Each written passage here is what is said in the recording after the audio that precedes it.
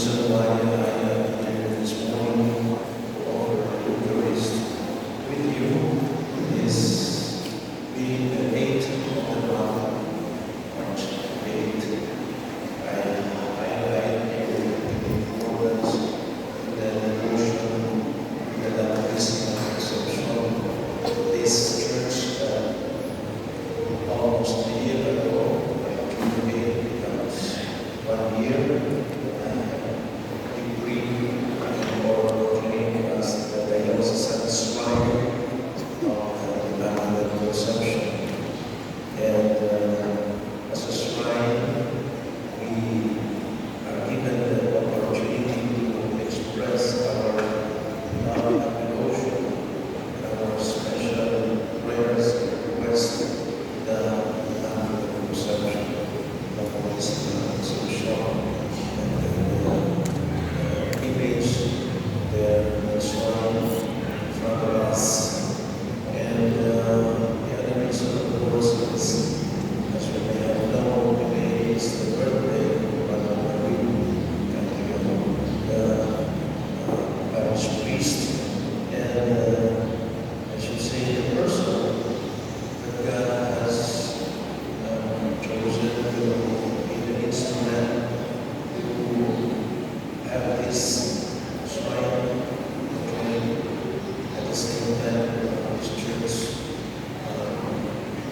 beautified. And as you can see here is a big construction of the ceiling that will be improved as to match the sanctuary of this shrine. And speaking of our devotion to the patrona of Soul, Holy Conception, and as I mentioned, this devotion that we should develop and trying to ask Mary, the graces we need. I should say this ongoing being started in construction. I should say this is really from the Immaculate Conception, because it was last fiesta that Brother Wayne was trying to think of who can be the sponsor for the next fiesta. And Pablo was here praying, and long story short, they accepted to be the sponsor for this fiesta. At the same time, it's from them that they suggested for this project. It's a little bit for people, so not only the Diocese of Brazil, having this church as the shrine of the Immaculate Conception. So I hope that we continue to show our devotion. I'm sure many of you have maybe small or big stories to tell about how Mary, the Conception, has paid praises for the Lord for us as a group. Meanwhile, my brothers and sisters, we are on this third Saturday of Lent, and today's readings, we are given important points to reflect. The first is about the thirst of the living God,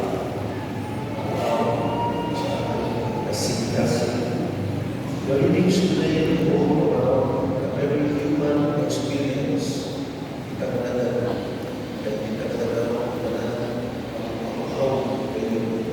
We experience thirst, and this is something we all understand. But it is a deep physical need. But in the scriptures today, it also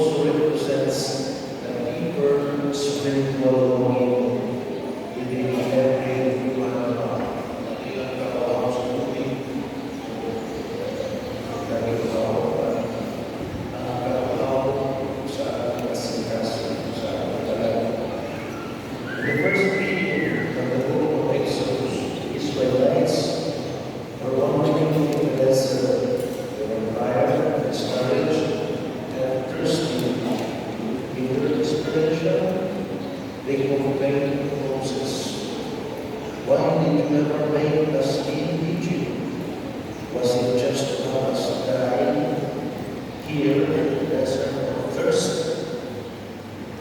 Their thirst leads them to doubt God. They begin to question whether the Lord is truly alone. Because of their murmuring, the place was called Massa and Meribah, meaning testing and glory. Yet, despite their lack of trust, God has not abandoned them. He tells Moses to strike the rock, the of Horeb, and water flows from the rock. Miracle. Enough to quench the thirst of the people. So this incident reveals the profound meaning. God responds to human weakness with mercy.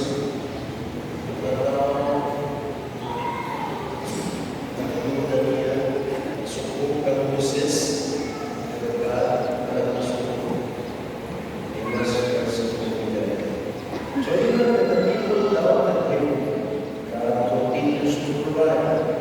Even when faith falters, his love remains faithful.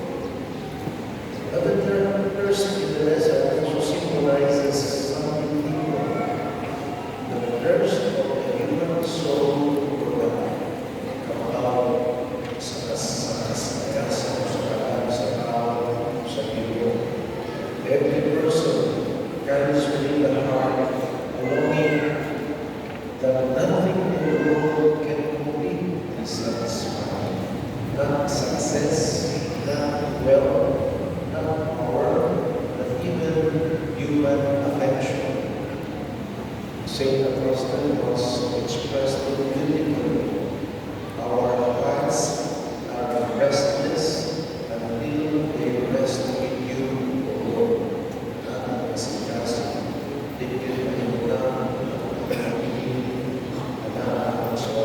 So the Israelites were thirsty for water, but humanity is thirsty for God Himself.